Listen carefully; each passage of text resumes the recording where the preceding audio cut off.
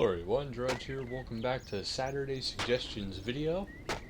Now last week, if you remember, I had a suggestion from my own personal that I kind of would like to see in the game. And I think overall it would be kind of beneficial. Now, what I'm going to be talking about, it could be a skill, but it could also be a mini game. I'm not sure where it would better qualify under, but while I'm talking about it, I'm going to do, some Citadel work for the clan. Now, what this my idea essentially is there's a lot of talk about, how to get certain items more valuable, mainly coming from the mining and smithing rework. Now, what this idea would essentially do, would take a lot of your produced items and consume them. So it would take a lot of your, a lot of the smithing supplies, a lot of herb lore supplies. It would take a lot of potentially some hunter, maybe some summoning, cooking, fletching, whatever you can possibly think of it, even invention, crafting, like so many different things. And here's why. Now, the reason why I'm suggesting it as a skill, and more potentially an elite skill, is because I would actually require a good amount of these other skills, but since I don't want it to be kind of secluded, I wasn't suggesting it as an elite, but it has potential to go into that category. But it would work a lot like Hunter in some regards, and then it would also go into other like mini games like temple trekking and player imports. And now, while I know that might sound like kind of redundant, like, why would you want to release another mini game that has similarity? Well, there's similar concepts into each one of those that would make this idea whole. And I know on my actual post, someone had said, well, this is just like player imports. It is far from the same as being exactly the same as player imports. Because essentially what I was suggesting, and I called the skill Mercenary.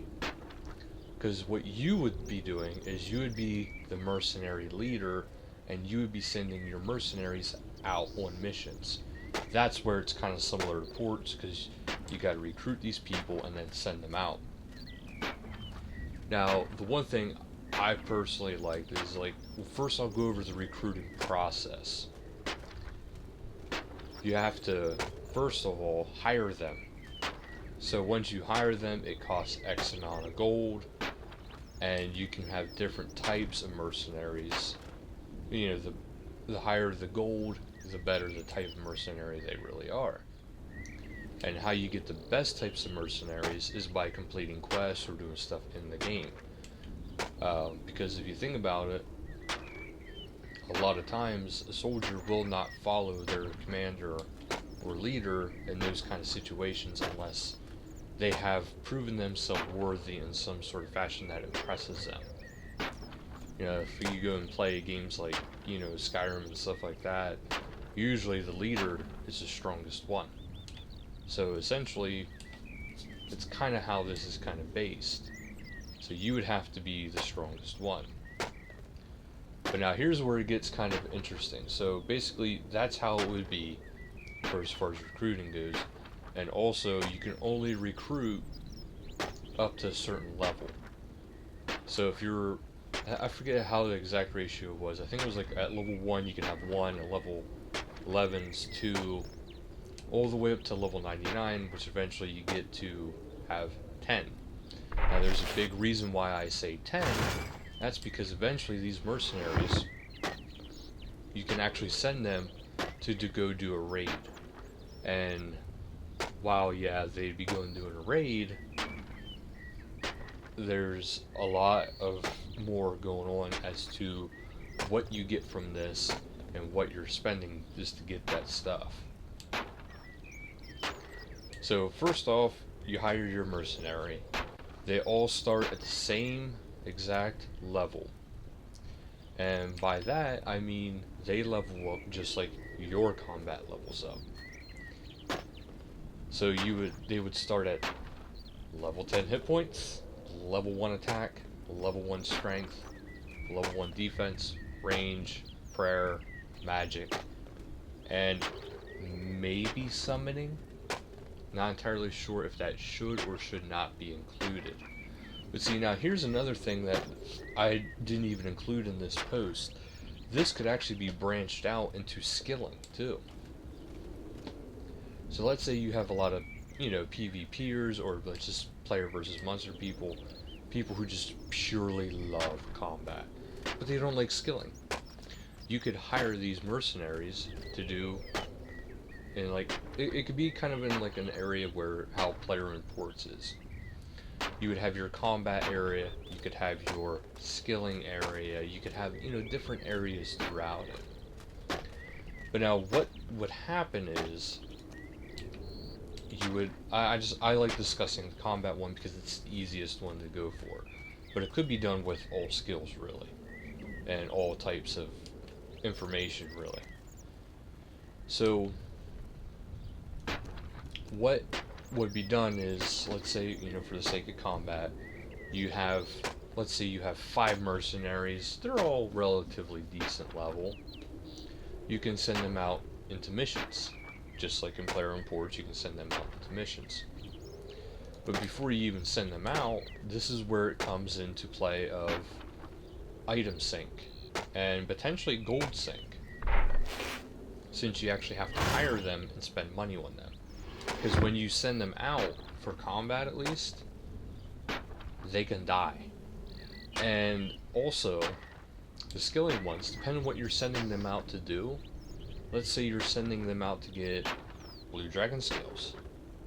Now, it used to be that blue dragons were aggressive, and if you got near them, they could kill you with the fire breath pretty easily.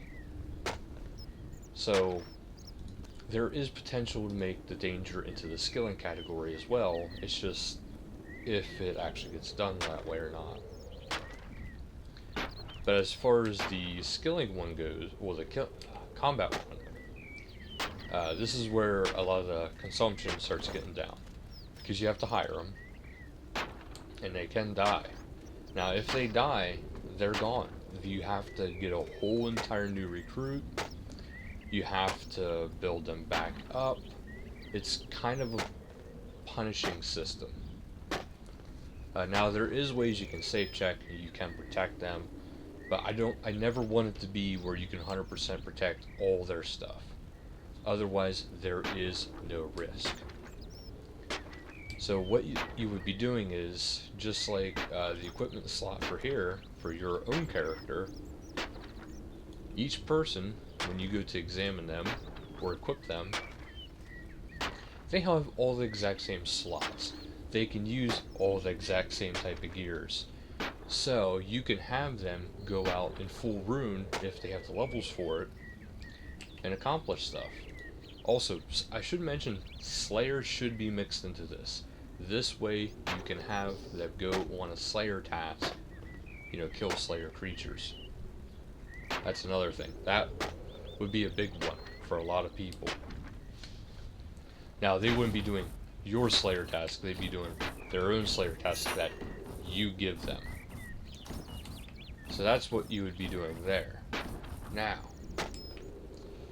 so you're sending them out, you're gearing them up. And once you equip them and you send them out, you can't change anything.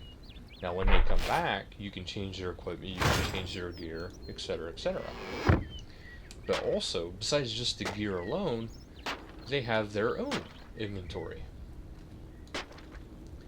Now, let's say you fill them up completely full of the best food possible. They go out on a task and they don't have enough room for what you send them out to do. So let's say you send them out to kill 100 goblins and you give them a full inventory of food and their level, combat level of like 50. So they're going to slay those goblins incredibly easy. Well, since they have a full inventory of food, they're not going to have room to pick up their drops. And whenever they come back with their drops, that's where you can pick and choose what you get. Well, no, actually, correction. Let's not do it that way. Instead of that, when you send them out, there is none of this pick and choose and stuff like that. You send them out, all the drops that they get siphoned back into the chest within the combat area. Or if you guys do prefer the other way, of whatever inventory room they have is what they can collect, there's also that method too. So yeah, there's one of two methods there. But if there is a chest in the combat area, what it would be is all those drops get siphoned back into the chest, and you can only select, let's say, 70% of what's in the chest. So you can only select, let's say there's 10 items, you can only select 7 out of the 10. The other 3 are just, fees basically for the mercenary doing their work. That's how you keep them paid. They keep a certain cut of the items you get. So you would have to pick and choose very carefully at what you want and what they get. Now, if you send a big group out, like 10 of them, you'd have to have, all that would get cycled back, and you'd be getting, let's say, 100 items from all of them together. It would still be that you'd only get to be able to pick 70% of the items, so you'd still only be getting 70 out of 100. Which, when you start getting to bigger ratios like that, it could be potentially hard for you to get all the stuff you would want, and you might end up having to sacrifice some stuff you really, really want to get. Now, it would be going by individual drops. It wouldn't be going by, okay, the overall aspect they dropped, like, let's say, for example, 5 million coins. Odds are that won't happen. Let's say, for whatever reason, 5 million coins were dropped during the whole process. It wouldn't be that you just select the 5 million coins. No. That'd be too simple. It would be each individual drop. So let's say, however it would work. Like, well, not for however it would work, but let's say there was like 80 drops at 5k, or whatever it would take to actually equal that 5 million. You'd only be able to select each individual 5k drop. You wouldn't be able to select the entire thing, so it's each individual drop, just as if you're doing combat. I mean, I know things will stack, for people playing, but when it comes into that chest, it gets separated. Now, the one thing is, they get their XP, they level up, so they get stronger and stronger, so you can send them out to better things. But see, if they die, they lose whatever you have them equipped with. They'd also lose whatever's over here. And they'd also be using up stuff like potions, they'd be using up food, whatever you have them sent with. And if you want to use, like, Ring of Life, you can. It would actually benefit them if they were to die. There is potential that it would get used. Ring of Wells would actually be potentially useful, because they would actually be, having them equipped, and then they could actually have an increased chance of more better items.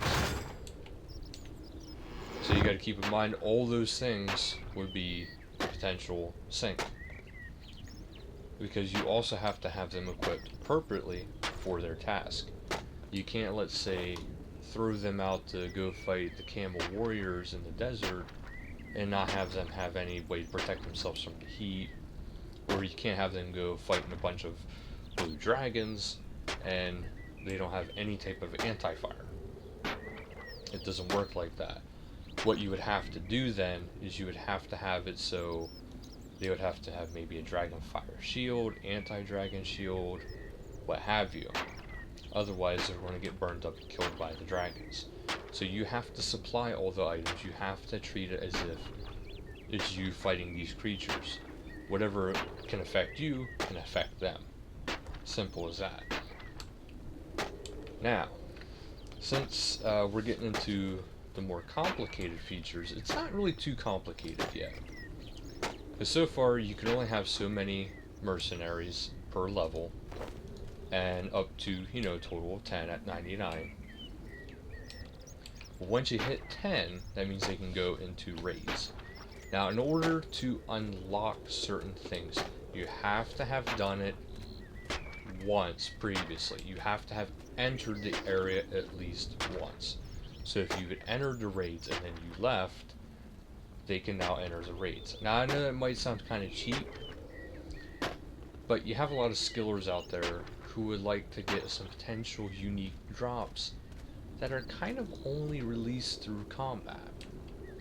Or you have people who really are good at combat, but really, good at bossing, but really want some of those high-powered items. Now, this could potentially drive down the items. That's why I say they have to at least have entered these areas, because they have to at least take some sort of risk in order to get there. You don't want, the base combat stats going, hey, I got full raid gear, and here they never took any risk at all. There should be at least a little bit of risk, because you don't want it to be punishing towards people who actually do the activity. Now, this gets into another point, though, of how many of these missions can you do per day? Well, the simple gist of this is you can only do so many missions per day. Because number one, they're going to go out and they're going to do the task. So, if it's, let's say, slay 100 abyssal demons, what should be done is it would take the average time it takes to kill them at a current level. And that's how many they can kill per minute, or however it would be figured. So let's say they can only kill one every 2 minutes. I know that's pretty slow for Abyssal Demon, but let's say they're lower level. So you can only kill one every 2 minutes, and let's say it's only one.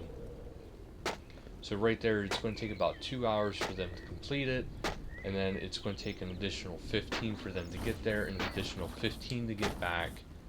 And then also, when they get back, they're going to want a day of rest. Not a full day, but they'll want some time to rest. So you have to have an 8-hour time cooldown for a regular mission. Now, if you have 10 mercenaries, that's not going to be a big deal.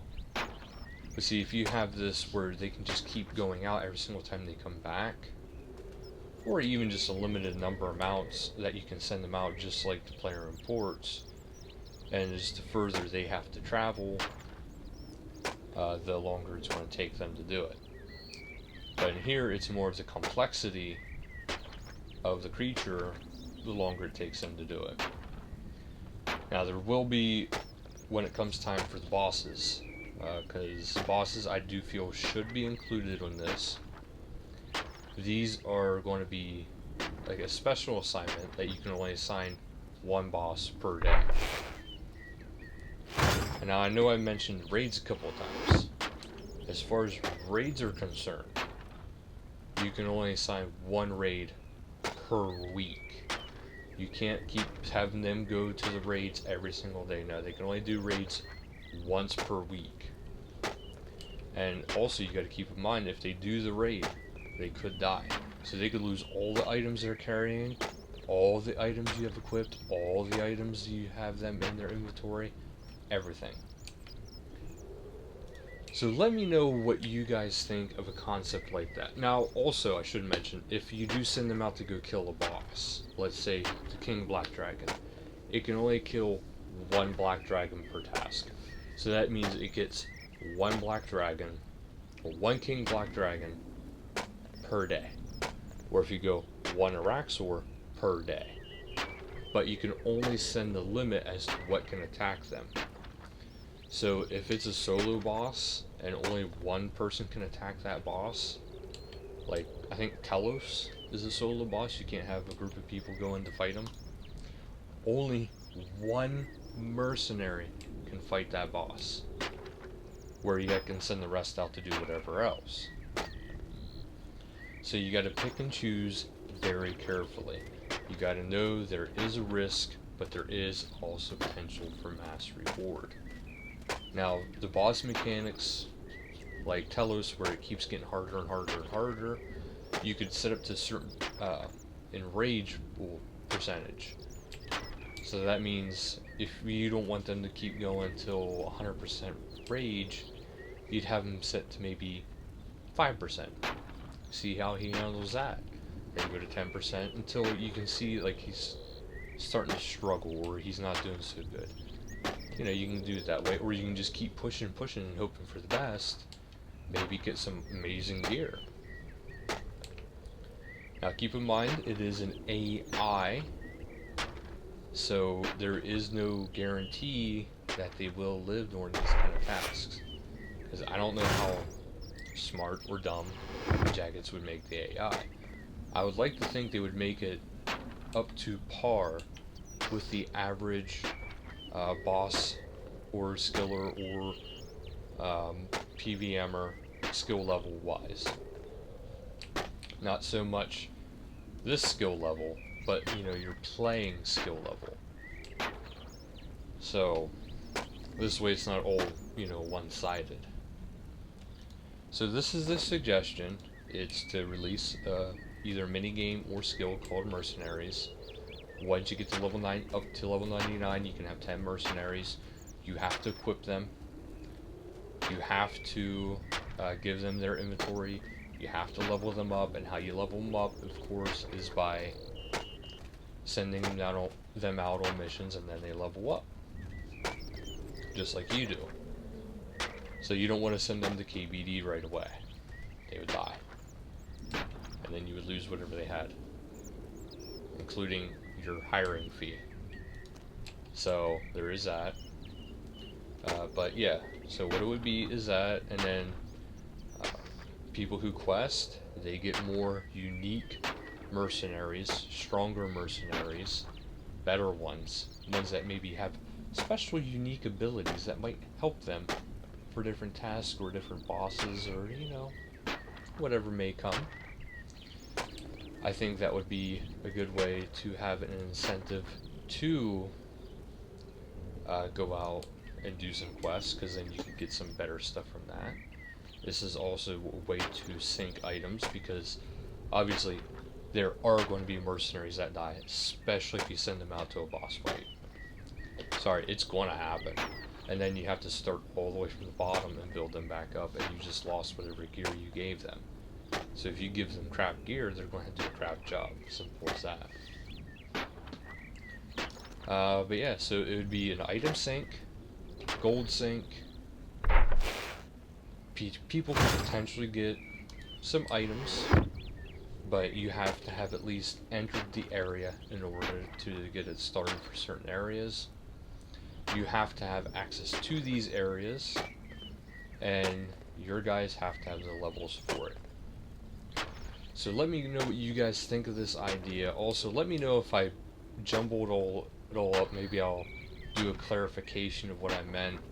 But I feel like I've been pretty direct with what I'm thinking here. So just let me know what you guys think.